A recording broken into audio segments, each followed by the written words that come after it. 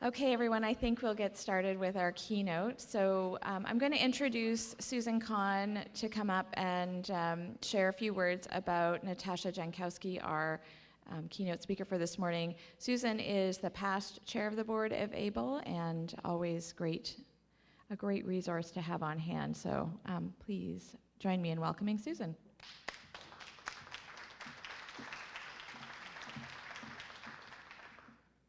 Good morning, everyone. Can you all see me? Okay. So it is my great pleasure this morning to introduce Dr. Natasha Jankowski. Natasha is director of the National Institute for Learning Outcomes Assessment, known by its acronym NILOA. NILOA, like AAEEBL, is about 10 years old. It is a collaboration between Indiana University and the University of Illinois, where Natasha is also a faculty member. I've had the pleasure of collaborating with Natasha on planning the Assessment Institute in Indianapolis, which has a NILOA track, as well as an ePortfolio track. She also contributed recently to a book that I'm co-editing.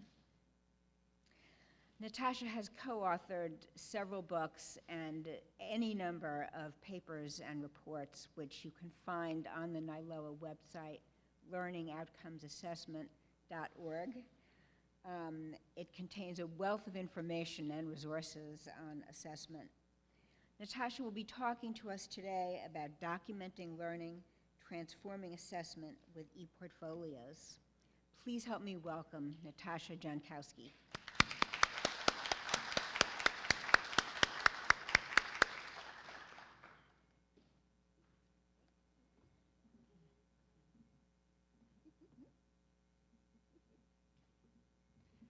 Hello, everyone. Good morning. How are we doing? I like the dark sort of vibe, like I'm creepily talking to you out of the shadows up here. So I will try to make this a lighthearted discussion on things to counteract my coming from the darkness. But thank you so much to Susan for the lovely introduction, and I'm absolutely delighted to be here and talk about ePortfolios and assessment. I'm sure you were like, yeah, assessment. That's what I want to talk about first thing in the morning. Let's totally kick off our day on the right foot. But let me tell you a little bit about where the information that I'm going to talk about comes from. And so, as Susan mentioned, I'm with the National Institute for Learning Outcomes Assessment. Our acronym is NILOA. You can think about that in a Hawaiian way, and you'll get sort of the way we do the vowels. However you want to say it is completely fine. We're going to be like, yes, we're with each other. But we have been around for 10 years, and really just looking nationally at how are folks going about assessing student learning, what works for whom, and in what different instances and ways. So we have a research agenda, and then with that, we try to turn that information into meaningful resources to help people in their work. Now, if you are looking for the penultimate guide that will tell you what you need to do to be successful in your assessment and, pass accreditation, you will hate our materials because we won't tell you. We will instead provide you a variety of examples, give you reflective questions. All of the things that you're trying to do are very unique and context specific, and come from the history and the culture within your own institution and what you're trying to do. So we try to instead help you think deeply about what you're doing in that space. Anything that I will talk about, you can find on our website. I am very aware that I am a fast talker. It's one of those things when you're self-aware, but there's nothing you can do about it, right? Whereas like as it's happening in real time, you're like, slow down, that's a waterfall of words, and you just can't. So I apologize in advance, but the nice part is everything I say is going to be on the website. So you can find it at any point in time later, peruse it at your leisure, and please do feel free to go to the website. If you are looking for something and you can't find it, don't fret. We're also going through a website redesign, and we'll have a new website launching next month. So check back in a month, and you'll probably be able to find it in a much more intelligent fashion. So that's a little bit about myself and NILOA, the group that I work with, and all of that. But I also want to say congratulations to you guys. You're having a 10th year anniversary just like us, so well done in the ePortfolio. And in the last decade, since we've also been tracking what's going on in assessment for 10 years, there's a lot of changes that we've seen that I think are very promising in the connections with ePortfolios. So I want to spend a little bit of time giving you some of those from my perspective, and then I want to go into 2 main points about intersections with assessment and ePortfolios that we can really think about moving forward in that space. So, first of all, you guys became a HIP. That's so cool, right? It's a high-impact practice. It's incredibly exciting. I want to point out, we do have an occasional paper series, and this is an occasional paper. I always remember them by the cover color. So I'm like, this is the dark purple, not the lavender one, which is about lecture hall teaching. So the dark purple is high-impact practices and ePortfolios.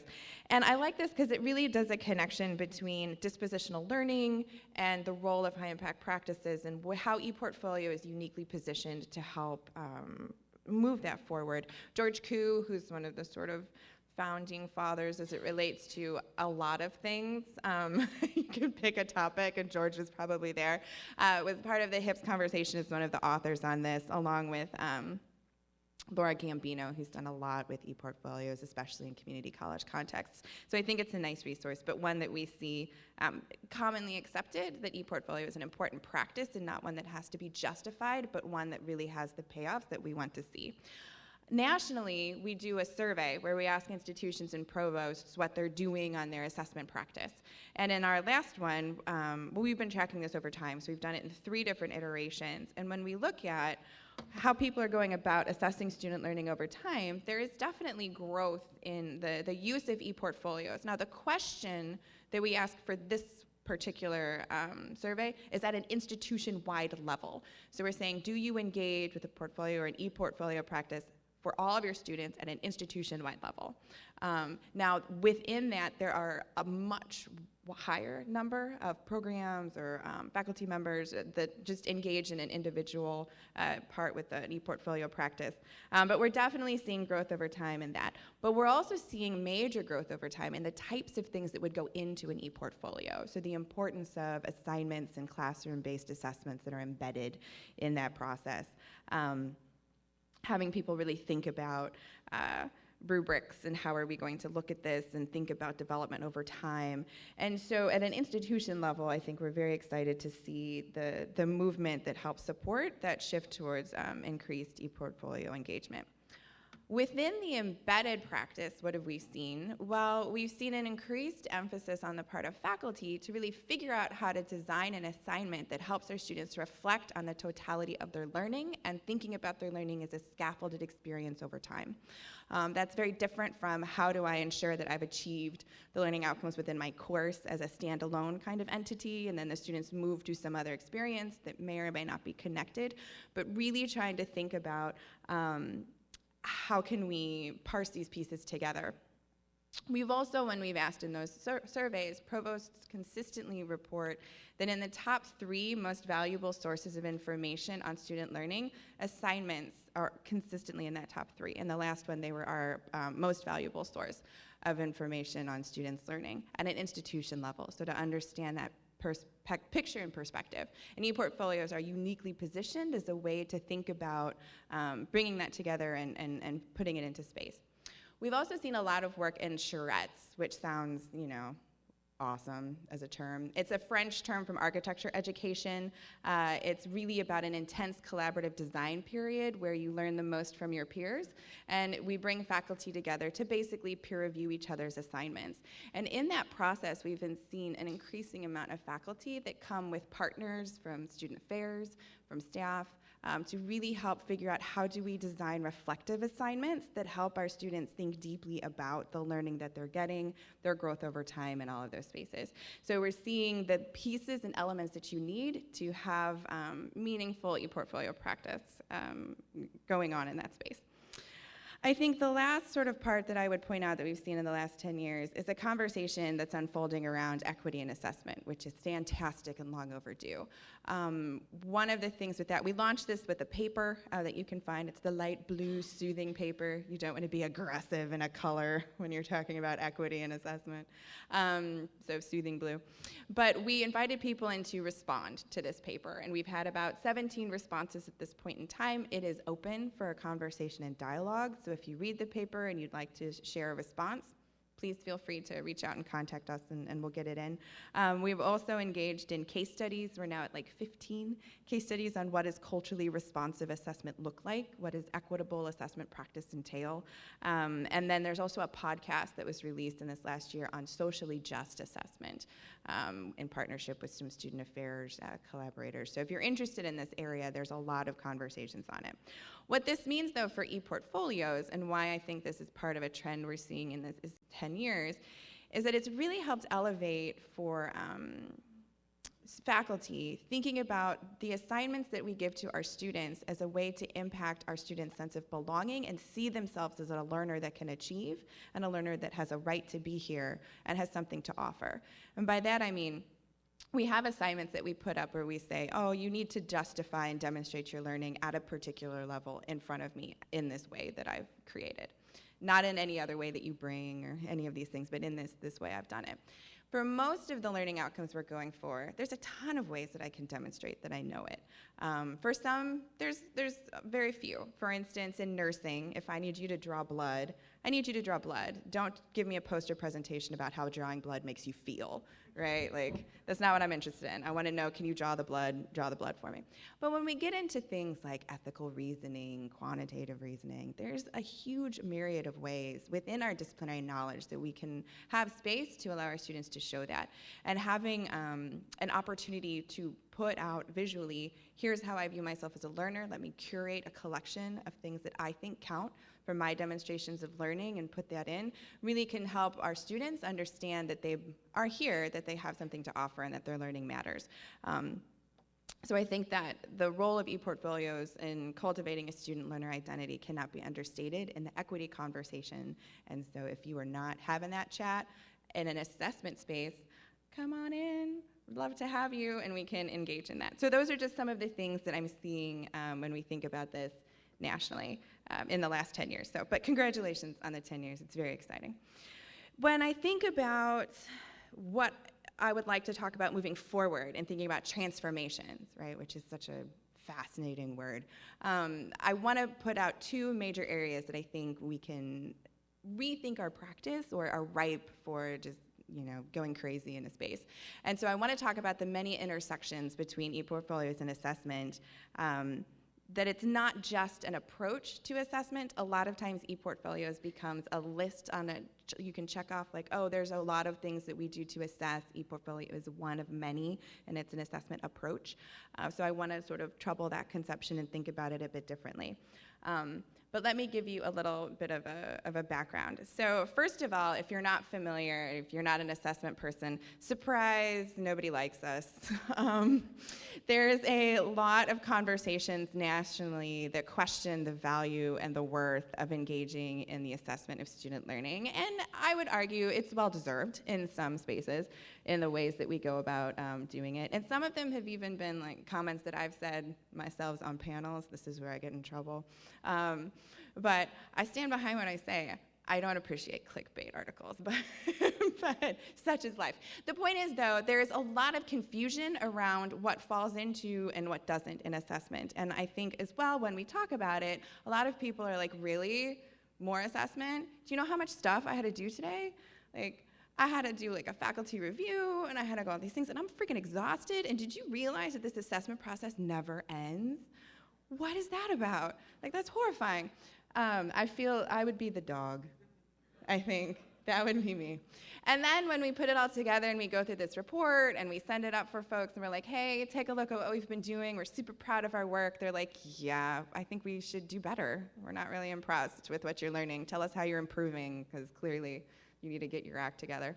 And then we form these committees and the cycle repeats, and we're like, awesome, let's go through this, and it's the same 10 of us that get tapped for the same committees because we're the ones that actually get stuff done, So I can totally understand that when we start to have a conversation on assessment in ePortfolios, then people can be a little like, yeah, okay, lady, what you got? Let's talk through this. So I think it's really important to begin any conversation in this space with a grounding in, when I'm talking about assessment, what is it that I'm actually talking about? So for me, assessment of student learning, it's really thinking about students and their learning. And it's not for compliance purposes, it's not for external accountability, it's really to understand what information do we have about our educational opportunities and environments, and how are we looking at that to use it in service of our students and their learning and their developmental journey. So it does not mean testing or grading only. A lot of times assessment is captured, it's like, oh, you mean a test. It's like, well, it could be, but it doesn't have to be. I'm talking about a process of reflection. But I would also say it's not a thing that you do. It's not a checklist approach to get through. We do have a long-standing practice-based literature that are a lot of case studies of what someone has done in their institution, but assessment is a field and a discipline and a scholarship in its own right. And I think we forget that when we get caught up in the doing of it. But it's also not only done because the accreditors are coming, and we have to get ourselves together and make sure we're good. A little Game of Thrones for you. So it's more than that to me in this space of thinking through, there you go, why we do assessment and what's going on with assessment and how all these things fit together. Now, you can think assessment's a test and that it's just for accreditation, and that's fine. We're still going to be best friends, so don't worry, it's okay. But this just give you a little positionality on where I'm coming from for this space. So if we're thinking about assessment as this process, then I want to say, okay, let's restart. Instead of thinking about what are the measures and how do we write a measurable learning outcome, let's instead step back and start at a place where we can say, okay, educational assessment at its heart is an exercise in evidentiary reasoning. I think we know a thing or two about reasoning from an evidence perspective. So basically what we try to do is, from a handful of things that students say or do across their learning journey and experience, we want to make inferences about what they know and can do or have accomplished more broadly, which fits very nicely, I think, with a conversation about curating a portfolio and moving in that direction in space. So really, what we're going for within this is we're trying to justify beliefs that we have about our effectiveness and our role as an institution or program in helping our students learn, but also what our students know and can do. So when we say, like, you're a great critical thinker, what does that mean and what's behind it? How are we justifying our beliefs in this space? How do these things fit together, and how are we really helping them get there? Why are we asking you to do the things that we're asking you to do to help move you towards the educational achievements that we want to see? So I think it's important to think about how we can justify ourselves as thinking in relation to the data that we collect about students over time. So with that in mind, really assessment is trying to help us think very intentionally about our design. Why are we having students engage in these things? What do we really hope to get from it? And how does that intersect with the beliefs that we have about the purpose of education, our student population, what they can and cannot do? All of that, to me, is something that would fall under a purview of assessment, that it's not just on its own something that we're trying to do to get it done or find the right measure. It's not just a measurement issue or thinking about that in the space. Now, if we think about this as intentional design, okay, and we move in that direction, how does this intersect with ePortfolios? Well, I think, I would put out there and posit to you, that it provides a means by which institutions or programs can make a case, justify those beliefs about their value and worth. What value have I added? What have I done in this space in a different way than we have been able to do in the past? And this is only really possible when we engage with ePortfolios across a program or an institution. If it's a one-off thing, or I'm a faculty member that's experimenting with it and wants to do it on my own, we're not going to see the benefits that you get in the large research literature around that, running into it over time, really thinking about the reflection of your learning experience. How do these things fit together? It needs to be a team concerted effort, and thinking about the variety of places where that happens and unfolds. So we need to think about that learning trajectory over time and allow our students to engage in that too. We know from assessment, transference of knowledge, the hardest thing we ask our students to do. It doesn't click. Part of that's our structure. You take courses this one semester, and then you're done with those courses, or term, and then you take the next ones, and then you're done. Or you go to class, and then you go to work, and these things are very compartmentalized, and we don't provide a lot of opportunities across those experiences to say, how does this build? What I'm asking you to do here has relevance in these other contexts. Think about how you're transferring and applying this knowledge in a variety of spaces. I'm not sure if Amelia talked about it yesterday, but the Iowa Grow and the We Grow project are some nice examples of helping people think about where they're applying learning in different spaces. It's a program that was started within on-campus student employment, where they ask students 4 questions in a employer, your advisor, student conversation to basically say, what are you applying from class in your job, and what in your job are you applying in your class? And students, when you first ask, are like, I don't know. They become like high school students. They're like, I don't know. What do you want me to say? But then over time, because we've never asked them, they've never had to think about that. These are 2 separate mental spaces. And as you engage in that conversation, they start to find connections and find that meaning. And so we can really have the potential and the power of that high impact practice happens when we think about this moving over time. But it also gives us great assessment data, which I think can reposition our conversation on value added. So in assessment, we have this lovely concept called value added, which is really about what was the impact of your institution on students and their learning. You might be more familiar with this from a K-12 perspective, but it's thinking about growth over time. A lot of our standardized tests that were recommended within the Spellings Commission are based on the concept of value added. So if I have students come in and I test them here, I would expect them to have achieved this much, and we can create models that account for all sorts of things and think about, if we control for this, how much should you see growth, and do you fall within that? Are we seeing more growth or less growth, or all of those kinds of things? We know there's a ton of problems with that as a measurement approach. There's a huge amount of issues as related to that as a process, but we have not really had a good response. We talk about, well, it doesn't work, and here's why, but we've never really countered with, and here's something that's much better. Terry and the work with the value rubrics has been a lovely counter approach to that of late. But I think you could also add to it, if you have an institutional perspective of student learning over time, you inherently have an alternative value-added measure in assessment, if you think about it that way.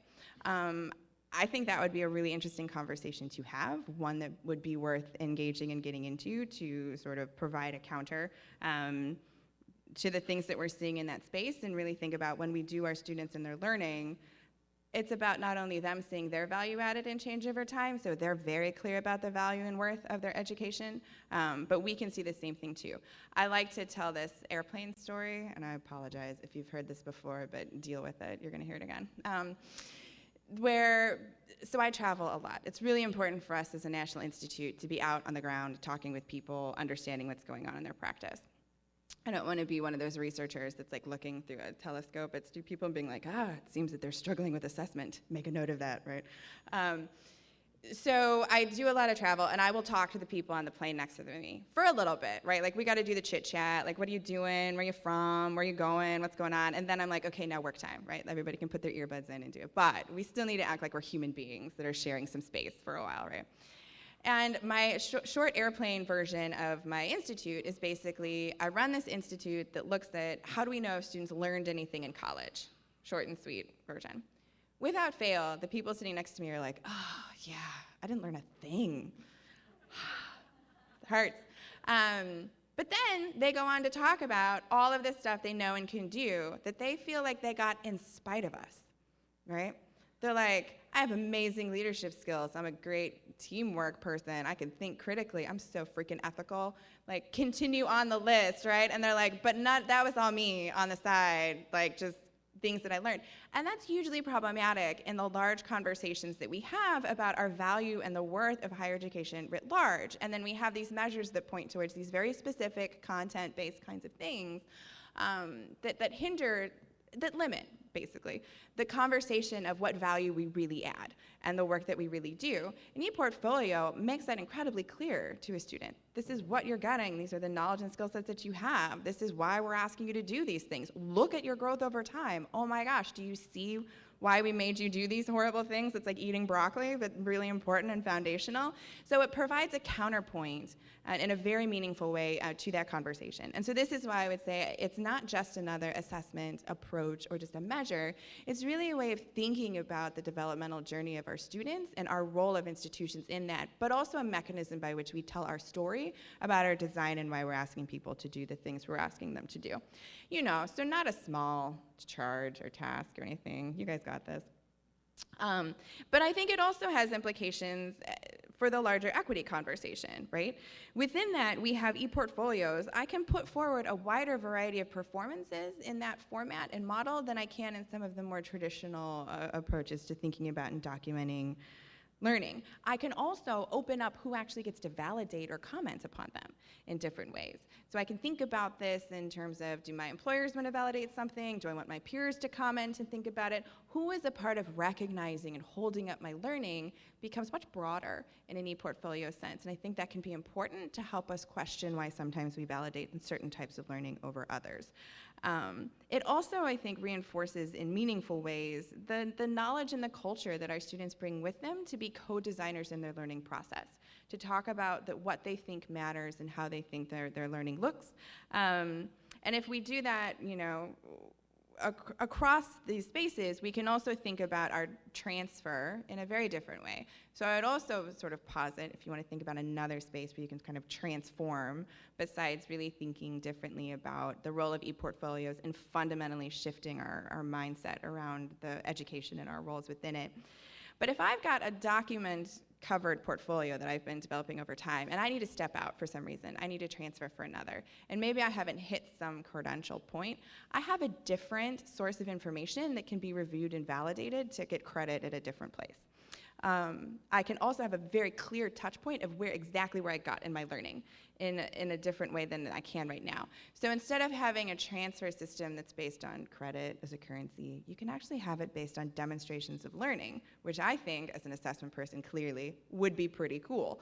That's an easy thing for me to say in like a transform transfer space, but I do think thinking about the wider implications of what it means if you have documentation of learning in the way that we can, what that enables in a larger environment. So basically, I would say in your next 10 years, dream big on what you can and can't do in this space and how you can also impact other spaces with it.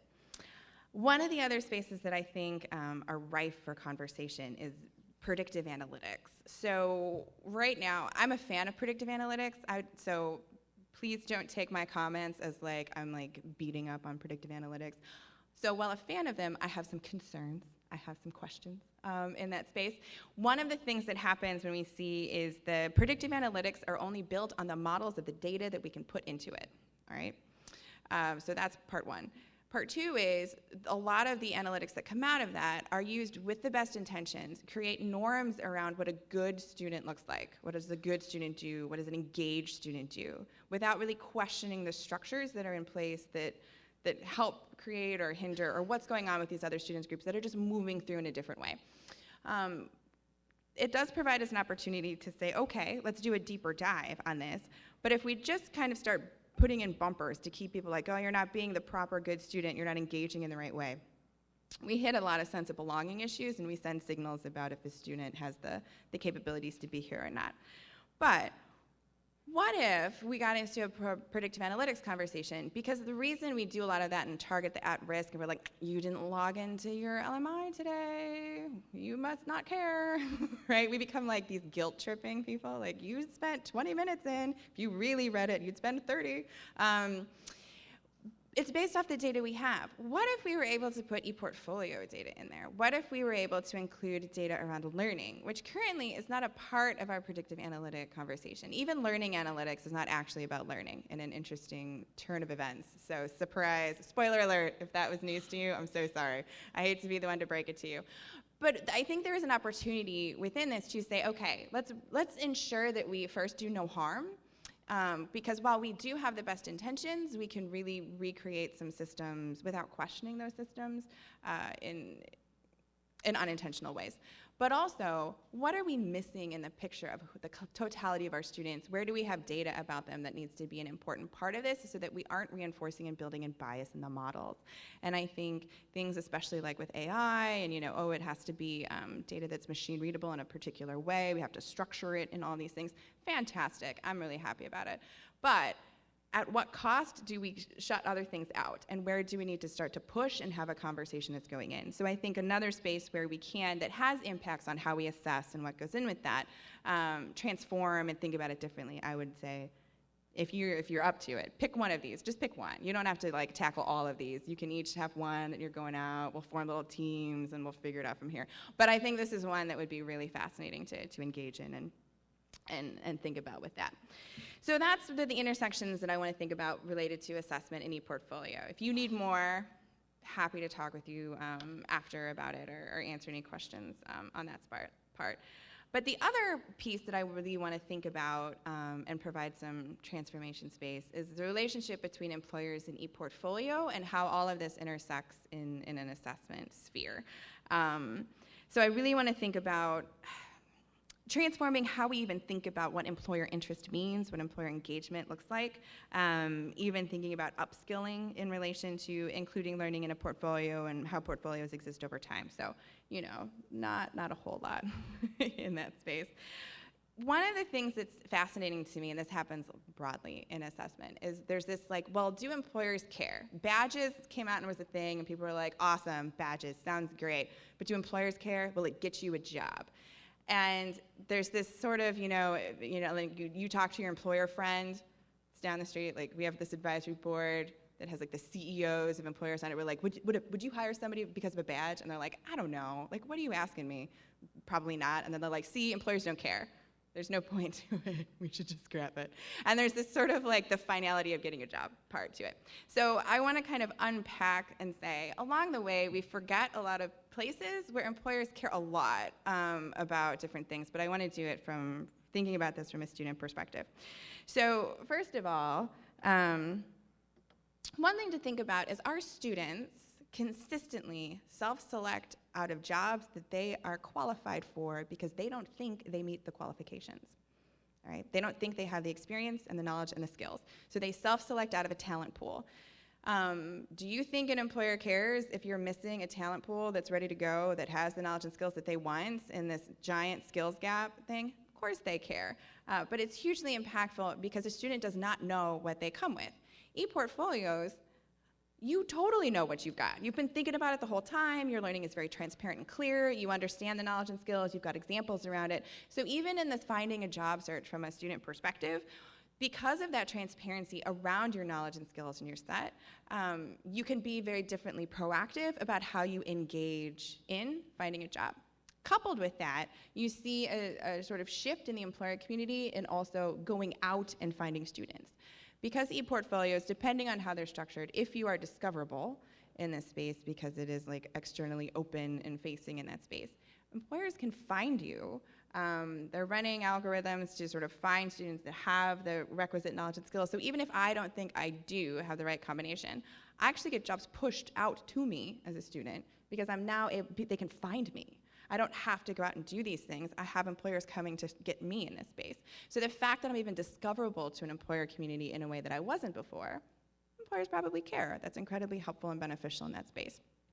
But even engaging in the process of applying for a job, because of the examples and the language, the difference, there was a study that was done in Australia that was looking at ePortfolio use in terms of how people write cover letters between those that had engaged in ePortfolio and those that had not. And the cover letter in terms of tailoring, the language, the examples that people used that came from it were completely different.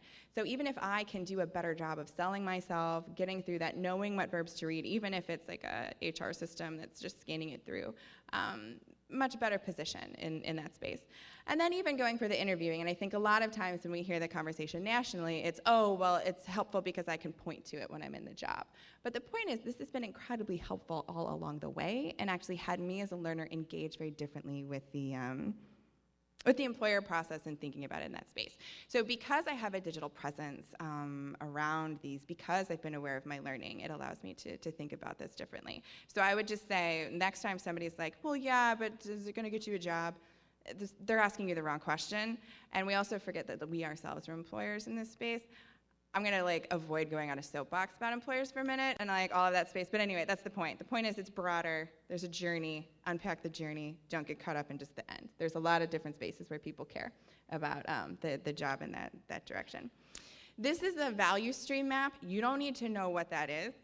This is from a talent pipeline management curriculum, but the point is that it also helps, it's a different visual to sort of unpack along the way different shared things. There's education providers and employers and these things cross and thinking about it in that space.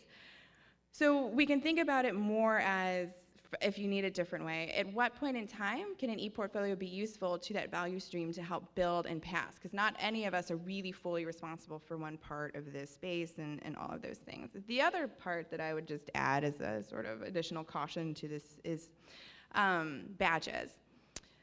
Badges are basically like mini portfolios. If you've got a badge program going in, you are one step away from being able to push people into a much broader portfolio program. They're just not thinking about it in that way. So think about that leverage that you can engage in helping people reimagine the use of badges.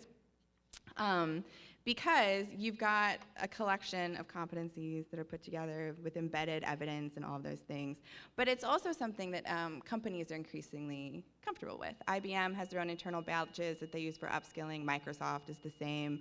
Amazon has them. Walmart has them. So thinking about where do you have leverage points to help make the case and have others make sense of what it is that you're doing in this space, I think are important parts. So that's really the takeaway there. But I would also say, if you're thinking about the technology related to this, go and talk with a librarian. If you have not had a conversation with librarians, just go hang out with them. They're really nice. Do we have any librarians in here? Hey, thank you guys, woohoo! Librarians are so awesome, and not just because they're kicking butt on information technology and information literacy stuff, and the amount of work that's been done by ACRL in that space is ridiculously majestic, and they had an assessment in action project that librarians were running like crazy. So librarians, underutilized resource within our own team, so thank you guys. But they're also really helpful for answering questions about where's all this stuff gonna live? And do you want to keep this open? And how are we going to archive it? Do they need an individual key? And all of this wonderful stuff that we end up going, what? I'm sorry, I hadn't really thought about that. I was thinking about their developmental journey over time. And this live questioning thing. So thinking about the partners that we need to collaborate with as we have these conversations, please do not forget about the librarians. This is an occasional paper that was written by librarians about all the different ways that they are available to collaborate in assessment and thinking about ePortfolio space and all of that built from the Assessment in Action project. So just a shout out to, as we think about the future in this space, there's a lot of questions that will come up with technology and our sustainability options and things of that we do not have to solve on our own. We have partners within our institutions that are uniquely positioned to help us. So go hang out and hug a librarian and do that. Check out some books, ask them about their life. They're nice people. And do that. When I think about where are we transforming in this space and what is the role of assessment and what kind of conversations do we need to be in as we think about the next 10 years, especially around things with ePortfolios, I think there are several. Comprehensive learner record, for sure. Did Amelia talk about this yesterday at all? A little bit? Okay. There were some of you what? And so, hey, I missed out yesterday as well. So I'll just do a quick. So the Comprehensive Learner Record was a project that was put together by ACRO, it's the registrars, and NASPA, student affairs people, to say how can we have a transcript that's meaningful in a different way. A lot of our transcripts are kind of that's cool, and it's a transactional piece of information for our institution to institution, but it's not really useful for a student. It doesn't really include a lot of information on their learning. So they were what if we transformed it to be about their learning, to include sort of those demonstrations of pieces of evidence and open it up. So you can get learning from your courses, from co-curricular. Some of them are thinking about from employment. I would say, while that's been a really fascinating project, and I'm super glad that we've been a part of the conversations, the transcript is, in a lot of ways, when they're talking about it in the Comprehensive Learner Record from the developmental transcript perspective, is really an ePortfolio. But that conversation has not been unfolding in that space, and I think we're remiss to have it. And so what are the lessons that we can learn from the ePortfolio community in rethinking our transcripts, and what would it look like at the end of that to have that curated transcript with the validated information? But I would like to see, if I had a wish, these two conversations merge as we move forward in the next 10 years to be rethinking our transcripts and the developmental nature of the transcript over time. So if you aren't in that conversation, grab your librarian friend and get into the conversation. That way you guys can have something you can do together. See? Okay. The other two are spaces where I think we have a great opportunity as well to have a much more engaged conversation with the ePortfolio community. So there's all of this technology stuff, and everyone's like, oh my gosh, this one's going to change the world in a positive way. And I don't know, I haven't seen it yet. You're like, Bitcoin, ow, blockchain. The amount of times that I've heard an administrator say something about blockchain when they clearly have no clue what that means, it's amazing. You just kind of sit there and you're like, yeah, you're gonna put that in your wallet, you're online. Anyway, it's not nice to make fun of administrators when they don't know you're making fun of them. But so I'm not condoning that as a practice, but there's a huge amount of technology solutions that we have now that we did not have before. So there were things that were technology problems in our ability to pass information to each other that we can solve for now, which is super exciting. There are still human issues that we have related to these things, but there are two projects that I want to point out that are kicking off now that are creating data standards. Data standards around what counts as evidence of learning and documentation of learning, and data standards that count about interoperability. Two things that I think we should have the ePortfolio community being at the table and part of that conversation in. Now you can choose to tap out, that's your call. So I'm just offering this up as a space that if you would like to be, of course, join in. If not, get another cup of coffee, it'll be fine. The JDX is the Job Data Exchange. This is a project that was started being run by the U.S. Chamber of Commerce Foundation. Now this came out of the concept that we keep looking at job descriptions and we're like, hey, job descriptions, what do employers want? And then we craft curriculum off of that, and then we're like, here's your demonstrations that matter for that, and then employers are like, you still didn't give me a critical thinker, and then they stomp off, but they still hire our graduates. It's really confusing. It's kind of like an abusive relationship, but they keep coming back, and we're like, but what do you want from us employers? And it's really complex. But basically, they said, from an employer community perspective, we don't know what we want. And we look at somebody made a job description, and we're like, oh, hey, Terry made a job description for an assistant director. Let's just look at that and add one line and put it out. And then we scan all of that and make curriculum off of it. And they're like, well, we didn't really mean those things. We just needed to put a job description out. So for the JDX project, it's really the understanding from the employer community that they're sending really bad signals about what they want and need, and that it's not done in a way that's context specific, that talks about demonstrations of learning, or that's even really competency-based. So that project is to help employers go through a process to send clear, better signals, but in a way that's using linked data. So you can push it out, you can pull it in, it's interoperable in a variety of ways and all of that. Part of the work within that, though, is that data standard around what does demonstration of learning contain and look like? What does that mean? How do we need to have something that we can import into our employer systems with it? And so if we have ePortfolios where you're super set up to be able to send that in to an HR system, and so I would hate to have that conversation happening without you guys going, but this is how we do it, this is what we mean, this is what we need, and all of that. So that's one. The other one is the T3 Innovation Network. This is an open innovation network, so anyone can join, we can all join. You just go to the website and say, I want to be a part of the network. And they're like, welcome to the network. I don't think you get a pin or anything. That would be cool. Or some kind of, I think you just get a congrats, you're in the network, and you're like, yay, that was great. The point is, though, it's bringing people together to say, what are all our challenges around different use cases, about how, anything that basically that falls within issues of interoperability, data standards, thinking about transferable skills, thinking about context, thinking about demonstration stuff. So it's rife for having ePortfolio people in there. There's a wide network of folks, but it's really light on higher ed people and the higher ed perspective, and I don't want this to be one of those things that happens to us quite frequently, where we show up late to a party, and then it's like, oh, hey, we made all these decisions for you already, and then here's your care package, and I already got you a taxi home, and you're like, man, dang it, and then you just have to deal with whatever the partygoers settled on. I think we should be at the party making decisions with it so that we're prepared and engaged and a part of that conversation coming out. So if you are interested in sort of where I think there's opportunities for this to go in the next 10 years, these are 3 that are really important, but are very heavily technology driven, but also really need people that aren't just like, these meetings are adorable, because that's really the wrong word, and I apologize to everyone that's been in any of those meetings, but there's like the corner of the people that you can tell like have not seen sunshine in a while, that are like came out from like the coding, and they're just like, I'm really uncomfortable and I don't want to make eye contact with other human beings, but I'm here because these are my people and I need to do this stuff. So, you know, it's a really, you're going to be just fine. People will leave you alone.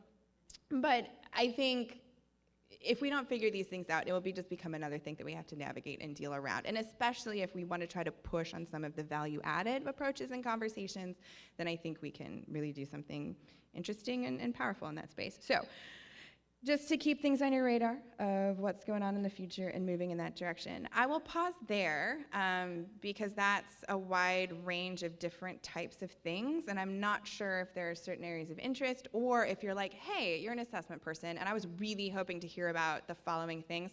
I am more than happy to talk about anything related to assessment. Also, I'm pretty much happy to talk about anything. I don't really want to talk about like bananas, but that's really it. Anything else is open for discussion. Bananas just because I'm allergic to it, and it always gets into this conversation about like, allergic to bananas, and you're like, I'm over it. So anything else, completely open for discussion in that space. But thank you so much for your time this morning. Oh, thank you. Perfect. Great, and we have a mic going around. Questions, comments? I also take complaints, so if you need to get that out, we have one. Okay. This is a safe space. You will not be judged for these things. Only on this side. Noted. You are currently being judged, far side. Okay, I'm going to just hurl this question at you from the dark. I don't know if it's a question actually, but I went to a conference in the fall, and I wanted to talk about the comprehensive learner record. But I went to a conference in the fall, and I went to a session that was held by the Department of Education, and they were talking about badges, and they framed it as consumer worker learner. So I think it's really important to get in the conversation and put learning first.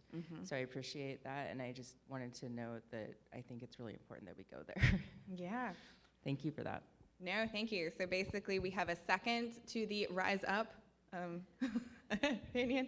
I do think we have this unique opportunity where people are aware that they need to collaborate. A lot of times there are conversations that happen and you show up and you knock on the door and they're like, go away, we don't like you and we don't want to talk to you. And I think we're in a place right now where people are realizing that to actually have these conversations, they need to open the doors, but they don't have the networks to know who to tap, who to call, and how to get different people involved. And so the more that I can sort of say, here are the conversations, if you want, go be a part, I think is that space. But yeah, we don't have to justify ourselves to be there. We just have to hear about it and then show up. So that's nice, I think. That's different than it's been in the past. So that's a win. Other questions, comments, judgments? There we go. Getting your steps in this morning. Yeah. I know. I feel like he's like, yeah, she's gonna forget it. Go, go, go. So what do you think are some of the biggest challenges using ePortfolio for assessment? Or what are some of the things that you hear? Yeah, so I think the biggest challenges that I hear around ePortfolio assessment are not, I would say, unique to ePortfolio assessment. A lot of them is capacity and professional development. There is this sort of knee-jerk reaction of, oh, there's a new technology or there's another thing that I have to learn and I have to put my stuff in what, and what is expected of me, and how much time is this going to take, and is this going to take away from what I was trying to do in my class. And so I think the communication plan that is part of making really clear the value proposition, for lack of a better word, around why it is that we're engaging with ePortfolios, what problems does this solve, what value does this add to our students and our learning, how does this actually help my process as a faculty member. Like, this ends up saving me time, and that's fantastic, but right now it just seems like I now have to do things and I don't understand it, and sort of, prove it to me, show me. We've got a lot of that. Like, once you show me that's worth my time, then I'll engage with it. And then within that, it is not just an assessment approach, it's a pedagogical change.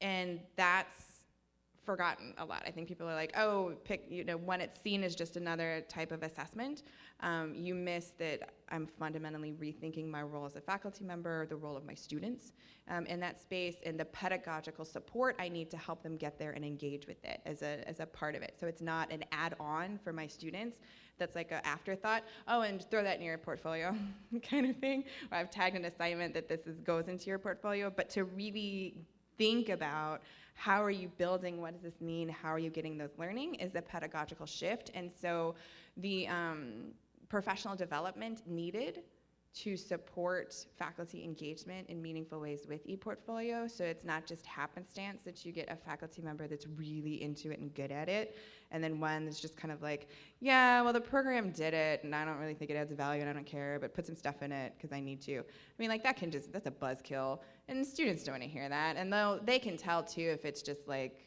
you don't care about it when you're doing it, and then they don't care about it when you're doing it. So really thinking through that capacity, professional development, how much prep time do you need to launch, and what's the communication to get people on board.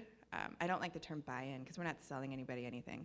But to understand what it is that we're trying to do and why is, I think, some of our biggest challenges in that space. Yeah, and to go along with that, I would say that, I'm sorry, was it? No, to go along with that, I would say that there's also the value-added element. You're really talking about a cultural shift, not just one, the early adopters, here we are, right? 15% usually of most faculty populations, but the faculty that are in the middle that, they're the ones on the other end that are 15% also that'll just outright reject it. But the ones in the middle, that's prime territory for us. Yeah. And I think that we don't necessarily do a good job of jumping out there and saying, let me listen to what you think education is about and how you approach teaching our students, and then we adapt to that so that then they feel that it's value added. Mm-hmm. Rather, we jump out there and we say, don't you get it? This is so amazing. And they're just like, oh God, this person is a little too crazy, right? So I think that you're right. In saying that, I think it's very important that we're able to reach an element of cultural shift. And sometimes it has to be a little subversive. Yeah. You're lying to your own faculty a little bit. But it's for their own good. Yeah. I prefer to refer to that as an effective political navigator, but, terms, whatever. You can call it whatever you like. Good morning. Good morning. I was wondering if you could speak a little bit to when we talk about assessment with ePortfolios, kind of this push-pull of like we're going to look at a single artifact or maybe an artifact and reflection versus we're going to look at the portfolio holistically, and maybe some of the implications for that in terms of maybe on the curriculum or how we're approaching things with our students, and then from the assessment perspective as well. Sorry, that was a huge question. Yeah, so I will try to answer that succinctly, which is probably, I'm going to fail. I'm going to say in advance, I'm not going to do this well, but at least we know, so no one's going to be disappointed. I think the different ways in which you approach assessment within an ePortfolio really connects as well with the role in which you think assessment plays and the mindset you bring to it. So there are some faculty that view assessment really as an exercise in measurement only. These are ones that are like, it only counts if it's a pre and a post kind of thing within it. We have to control for stuff. These are the ones that will push back on sharing a rubric with somebody, because they'll be like, if I show the rubric to my students, they're going to know what I'm going for, and it's going to mess up the data I'm collecting. It's no longer objective. And you're like, what? That's a different conversation for another day. The other one, too, is you'll hear me like, I would have taken action on that, but that end size is just too small. And you're like, your program is 3 students, and all of them had a hard time. Like, what else do you need? And they're like, but the end size. Ugh. And so if you're in a measurement conversation, that leads to how are we going to control for things within an ePortfolio? We want to make sure that we're like pulling samples, that we look at this in this very objective manner, and it has huge implications for the assessment process that unfolds out from it there, versus a program that engaged with the ePortfolio in a much more teaching and learning developmental way, because then it's it's an integration and process as we're going along. I wouldn't need to do a checkpoint at the end because we'd already know where you are as you're moving, because we're sort of in a shared understanding of levels and all of that. Very different thinking about data collection, very different thinking about the touch points at which we assess and what that means. At that point, assessment's actually embedded in part of the process of just doing an ePortfolio. Then you can just pull data out from a faculty class to talk about where students are in their learning on those kinds of things. So depending on the lens it's brought, another one that you see too is like, well, they've mandated that we all just do ePortfolios, right? And so we'll stick an artifact in at these points in times that we've like designated, and like your class and your class are the ones that are gonna do it, and so you know, and just upload, like just stick it in there, and then we'll look at those touch points and take a look so that we can say like we've done it. So some of it, I would say, depending on how a program goes about engaging with ePortfolio and their process for assessing it, tells you how they're thinking about it from that cultural perspective, from that pedagogical perspective, what they think the role of the ePortfolio is more broadly. I would say there's not a right or wrong way to do it, but it tells you as you do that political navigation, how do I need to approach this person to get them to think about it in the way that I'm trying to present? Because if you come at a measurement person with like but it's about the developmental journey, man, like that's how they hear you. They're like, wow, are you wearing like Birkenstocks and hugging trees? Like, no, this is objective, rational data. So being very mindful about how to engage in those conversations can help ensure that we're thinking about it in the same way. But yeah, so I would say that there's just take a listen and see how people talk about it and what those structures are and how it's supported, and when they even get together and talk about it, like the data from it and kinds of things. And if you're trying to implement it into a program, knowing in advance how they think about their role in documenting learning and how students fit into that can also help sort of say, let me give you some pros and cons of different structures and processes to set it up that will meet them where they are, but also start to push them out of their comfort zone. So not to put a lot on you of helping them through that process, but you know, once you see things, it's hard to unsee. It's like is it a face or a vase kind of picture? And so I think we do have some kind of responsibility to help others see it differently. But I'm not sure if that answers your question or, okay. Somebody else?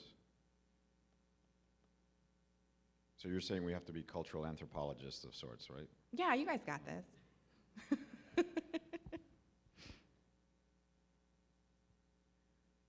Thanks. Just a response to your comment, I think that our assessment methods reflect and construct the kinds of education, the kinds of learning that we value. Mm-hmm.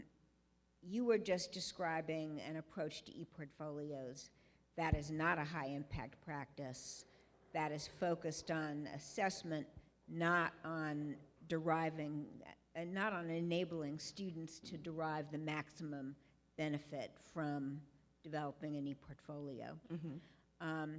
And I think it's a very difficult shift. I think that if ePortfolios are presented as only an assessment method, then they're not going to get much traction or buy-in at most places. Mm-hmm.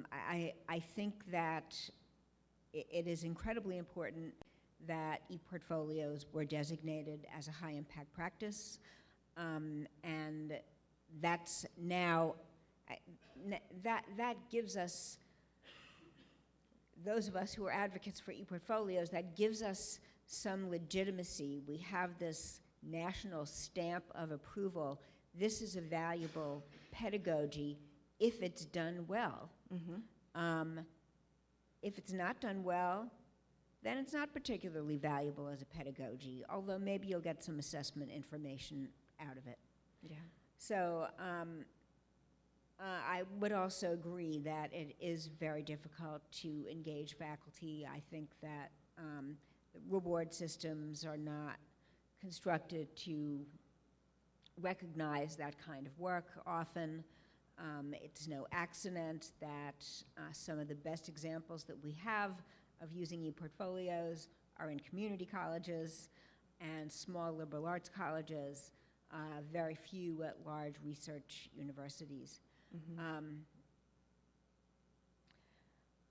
That's not really a question, unless you would like to respond to that. But I guess I would be interested to know what you think ePortfolios might add to our arsenal of assessment tools that is not available from other assessment tools, if you've thought about that.